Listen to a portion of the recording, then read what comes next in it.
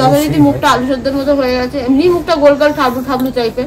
এই সময়গুলো যেন তাড়াতাড়ি কেটে যাচ্ছে। 24 ঘন্টাটা মনে হয় 12 ঘন্টায় কেটে গেল। ঠিকঠাক পড়েছে এই দুদিকে মাঝখানে টেবিলওয়ালা নিজাব লোক খুব একটা উঠে পড়ে ধূপধাপ, যেরকম ধৌলির মতো কেসটা কিন্তু হয় না। তো আর কি সবকিছু তো থাকবোই আর কি, সোজা হবো না।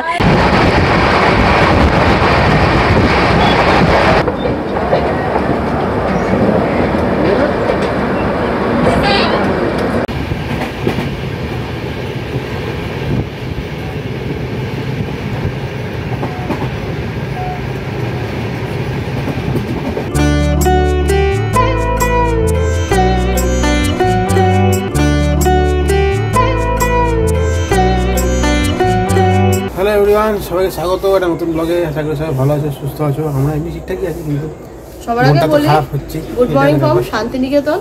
লাস্ট গুড মর্নিং হচ্ছে, এবারের মতো লাস্ট গুড মর্নিং।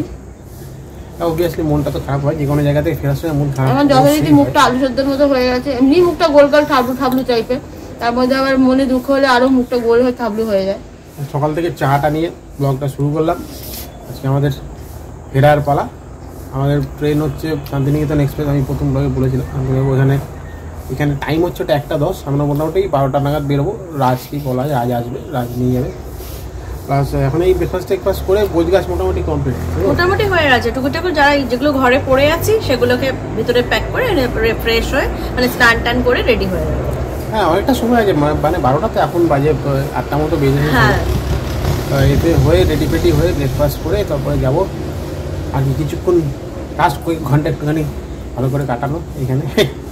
এই আর কি, এই জায়গাগুলোর সাথে এমনই একটা অ্যাটাচমেন্ট না, মানে সবসময়ের জন্য একটা ভীষণভাবে যে কোনো জায়গা থেকেই খারাপ লাগে, বাট সব জায়গার একটা আলাদা আলাদা বৈশিষ্ট্য আছে। হ্যাঁ, পুরীটা একদমই আলাদা, পুরীটার সাথে কারোরই তুলনা নেই, সম্পূর্ণই আলাদা। ওটা তো মানে বলার কোনো মানেই হয় না। সবকিছু জায়গা থেকেই আমি যেখান থেকে মোটামুটি ফেরার এ থাকে আমাদের স্পেশালি এবারে ট্রিপটা বড্ড ভালো হয়েছে আর কি। মানে ট্রিপটা ভালো বলতে একটু অন্য রকম ভাবে হয়েছে। মানে ঠিক সেই মনে হলো যেন মানে ছুটি কাটাতে কারুর বাড়িতে এসেছি, ঠিক সেরকম টাইপের মনে হলো। মানে ঘুরতে যাওয়ার যে জায়গাটা থাকে সেটা থেকে বেরিয়ে যেন অন্য রকম ভাবে আসা, মানে একদম অন্য ভাবে আমাদের ভালো লাগার জায়গাটা আরো বেড়ে গেছে, সত্যি বেড়ে গেছে। মানে ওদের বাড়িতে, রাজুদের বাড়িতে খাওয়া দাওয়া করা, ওর সাথে কালকে একসাথে তোমাদের আজকে বলি, আমাদের কিন্তু ট্রেনের যে আমরা যে দুপুরে খাবো সেটাও কিন্তু রাজের বউ আবার আজকে আমাদেরকে করে দিচ্ছে। বলতে আমি আজ দুপুরবেলা যে আমাদের ট্রেনটা তো মানে একটা অদ্ভুত টাইমে লাঞ্চ টাইম ওরকম করে অর্ডার করে খাওয়াগুলো খুব জঘন্য হয়, বাজে সে হয়েও ছিল। যে তোমরা যদি আগে শান্তিনিকেতন ব্লগ দেখে থাকো জানবে, সেই এক অর্ডার করেছিলাম, এক চলে এসেছিলাম, মানে ভীষণই খারাপ ছিল, খুব খারাপ। তার জন্য রাজের বউয়ের উপর আমরা খুব অত্যাচার করে ফেলেছি।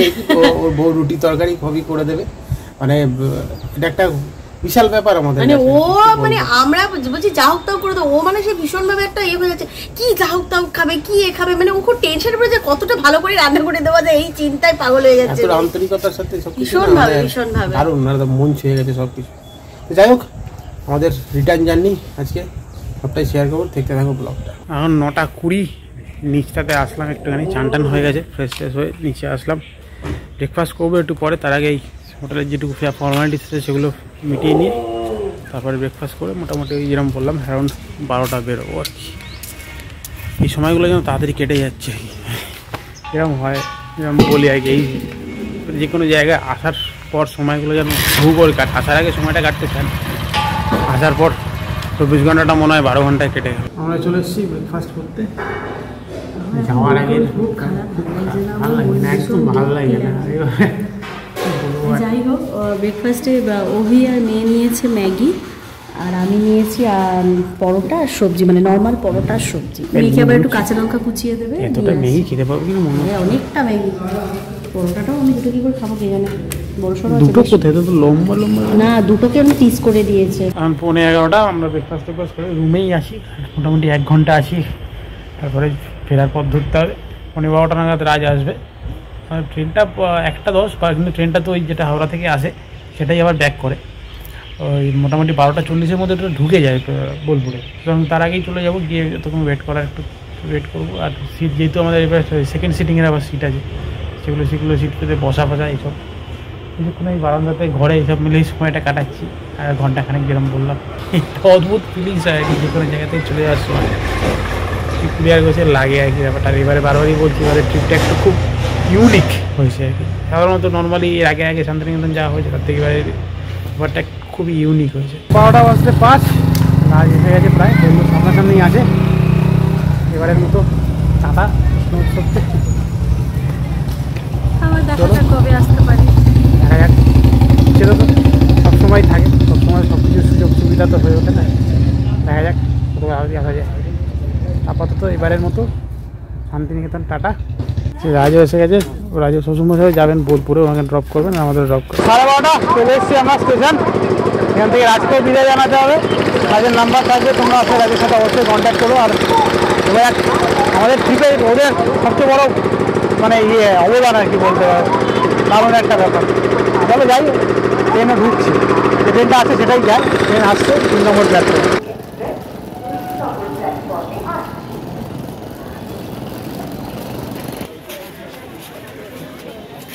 12:50 ট্রেনটা এখানে ঢুকে যায়। 12:40-এর মধ্যে আমরা চলে এসেছি 3 নম্বর প্ল্যাটফর্ম। এখান থেকে আবার ফিরবে হাওড়া। 1:10 হচ্ছে এটা টাইম। কিছুক্ষণ দাঁড়াই, আমাদের যেমন বলেছিলাম সেকেন্ড সিটিং হচ্ছে আমাদের এখানে। আর এই শান্তিনিকেতনের সেকেন্ড সিটিংটা মোটামুটি কিন্তু কমফর্টেবল, কোনো মানে ওই আনরিজার্ভ লোক খুব একটা উঠে পড়ে ধূপধাপ যেরকম ধৌলির মতো কেসটা কিন্তু হয় না। আমি যতদূর আগে দেখেছি, এখন অবধি সেটা দেখছি, জানি পরে আবার এগুলো তার কিছু পরিবর্তন ঘটেছে কিনা সেটা পরে জানতে পারবো। কিন্তু আপাতত আমি সেরকম শুনিনি কখনো বা দেখিও নি। আনরিজার্ভ কোচের মতো উঠে পড়ে না। এখানে জেনারেল কোচগুলো আলাদা রয়েছে, যেখানে লোকে উঠছে, বাট যেগুলো রিজার্ভ কোচ তারা কিন্তু রিজার্ভ লোকেরাই উঠেছে। দেখা যাক চলা হবে আমাদের ঘরে ফেরার যাত্রা। আমরা বসে পড়েছি ট্রেনে, একটা সেকেন্ড সিটিং যেরকম বললাম। এবারে এরকম সিটটা পড়েছে, এই দুদিকে মাঝখানে টেবিলওয়ালা। একটা সিট আমার এদিকে পড়েছিল, ওটা ওনার সাথে এক্সচেঞ্জ করে নিলাম। এদিকে পড়েছিল, এখানে সেকেন্ড সিটিং যেরকম হয়, 3টে সিট ওপরে রয়েছে। যথারীতি তো উল্টো, মানে উল্টো আর কি, সব কিছু তো থাকবোই আর কি, সোজা হবো না। কোথাও গেলে পিছনের সাথে করে বৃষ্টি, ওদিকে উল্টো ট্রেন, যাই হোক মোটামুটি বসে গেছে। খেতে খুব সুবিধা, এটা জিনিসটা কিন্তু খেতে খুব সুবিধা। আপাতত এখন আমরা লেমন টি নিয়ে বসে পড়েছি, লেমন টি খাচ্ছি। আর যেমন খাবারটা বলেছিলাম রাজের বউ করে পাঠিয়েছে, যখন খাবো তোমাদের সাথে অবশ্যই শেয়ার করছি। ফাইনালি শুরুতেই শান্তিনিকেতন এক্সপ্রেস হাওড়ার পথে আমাদেরও এবারের মতো শান্তিনিকেতন লেভেল শেষ। সমস্যা হয় সম্পূর্ণ আলাদা, মানে ধৌলির যে এক্সপিরিয়েন্সটা হয়েছিল সেটা মানে শান্তিনিকেতন সে ব্যাপারটা একদমই একদম শুরু রিজার্ভ কোনো প্রবলেম নেই। ট্রেন তো 1:10 টাইম ছিল, 1:50 ছাড়লে দেখা যাবে লেটটা আশা করি মেকআপ হবে। লাস্টবার যখন ফিরেছিলাম অনেক লেট করেছে, মানে এই ট্রেনটা ঢোকার মানে হাওড়ার টাইম হচ্ছে 3:40 বা 35 এমনি যেটা প্রায় 6টার সময় ঢুকেছে। তো সেরকম কিছু না হোক সেটাই আশা করি। যাই হোক চলো এগুলো খাই, কিছুক্ষণ পর আমরা খাবারটা খাবো যেটা রাজের বউ করে পাঠিয়েছে আমাদের জন্য, সেটা তখন দেখাচ্ছি কি আছে। সবাই তো চালু ট্রেনটা খাচ্ছি।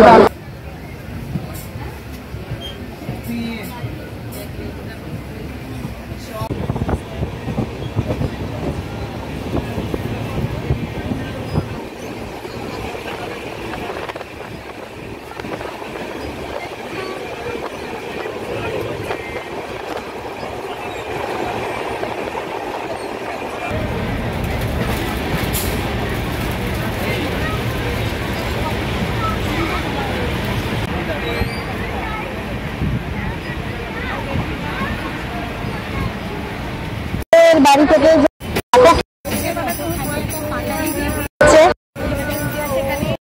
ডিম কষা করে দিয়েছে, এখানে আবার একটা আলু বিনস ভাজা করেছে।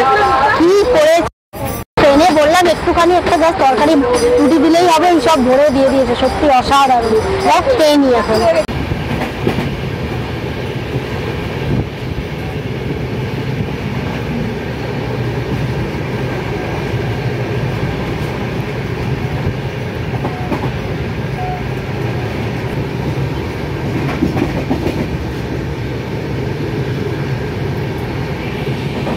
ট্রেন ক্রস করছে খানা জংশন।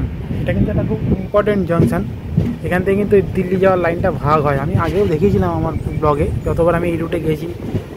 মানে উত্তরবঙ্গ যাওয়ার সময় তো রাতের এতে দেখানো যায় না খুব একটা। শান্তিনিকেতনে যতবার গেছি আমি দেখেছি এই দিকটা খানা জংশন, এখান থেকেই ওই দিল্লির লাইনটা একটা চলে গেছে, একটা এইদিকে উত্তরবঙ্গর দিকে চলে গেছে আর কি।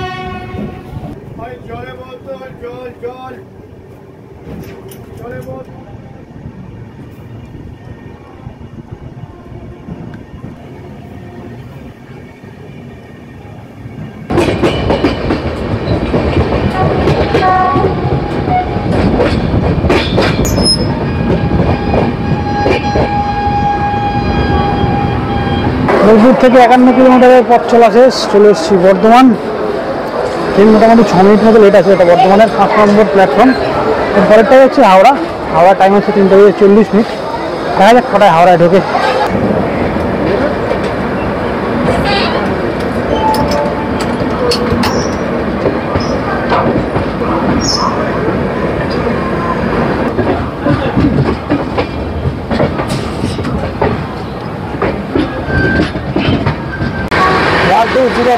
হাওড়া নিউ জলপাইগুড়ি খাতারপুর থেকে আমাদের এখানে ক্রসিং হবে।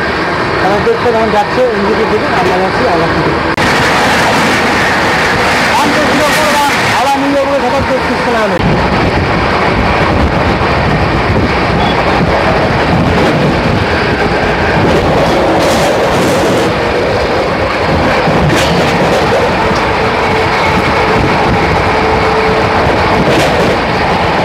এখন 4টে চলে এসেছি হাওড়া। মোটামুটি ট্রেনটা লেট করেনি, 10-15 মিনিট মধ্যে লেট আছে, মারাত্মক কিছু না। আগেবার যেরকম আছে সন্ধ্যে 6টার সময় ঢুকিয়েছিল সেরকম হয়নি, মোটামুটি টাইমে ঢুকে গেছি। এবারে বাড়ির পথ ধরতে হবে, সবার আগে বাইরে যাই। ক্যাব ধরাটা একটা বড় ব্যাপার এখানে। আগে পৌঁছে ক্যাবে উঠে তোমার ব্যাক করছি।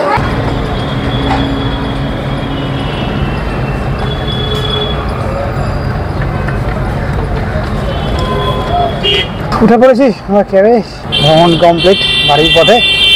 চলো একবার বাড়িতে গিয়ে ফ্রেশ হয়ে ব্যাক করছি। এখন 5:45 জাস্ট ঢুকলাম আমরা ঘরে। দীর্ঘ জ্যাম পার করে আর কি ঢুকলাম। অনেকক্ষণ আগে ঢুকতাম, অন্তত 8 ঘন্টা আগে তো ঢুকতামই কমসে কম। ওই হাওড়া থেকে মানে হাওড়া থেকে বেরিয়ে প্রায় মা ফ্লাইওভার আগে অবধি জ্যাম ঠেলতে জাস্ট ঢুকলাম। অনেকটা খুব বিধ্বস্ত লাগছে।